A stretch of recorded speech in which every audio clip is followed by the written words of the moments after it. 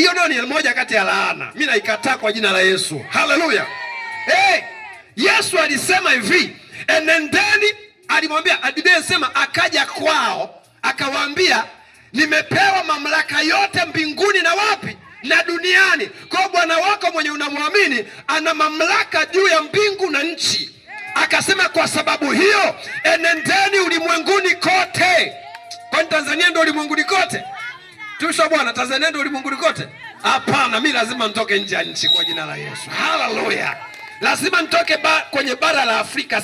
Baba yangu na mama yangu, babu zangu wote kurudi nyuma, wamezaliwa hapa, wameishi hapa, wameoa hapa, wamekula hapa, wamelala hapa, wameamka hapa, alafu wamekufa, wamezikwa hapa. Mimi sitakuwa hivyo kwa jina la Yesu.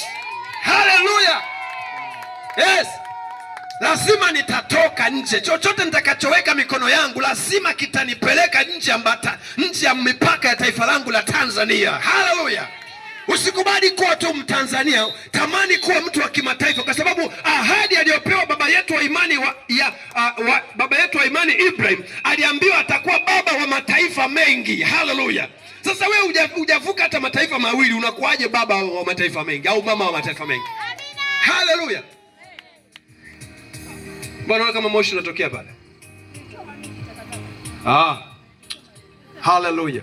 Bwana Yesu asifiwe sana. Wangapi wanapokea hiyo unabii juu ya maisha yako? I am prophesying over your life. Na tabiri juu ya maisha yako, wewe utakuwa mtu wa kimataifa kwa jina la Yesu. Na nyinyi wanafunzi mnaosoma, watoto wadogo wote hapa, na waombea Bwana atawavusha nje ya mipaka hii ya Tanzania. Mtafanya vitu vita-attract mataifa. Mtaanza kufanya vitu, mtasoma, mtafanya mitihani, mtakuwa na akili za kimataifa. Watu wataanza kupambana kuwatoa nje wenyewe. Watasema huyu kijana nitamsomesha mimi. Makampuni yatawagombania kuwapeleka nje kusoma. Kwa jina la Yesu Kristo wa Nazareti aliye hai, kama unaamini nyosha mikono yako juu, sema amen. Hallelujah.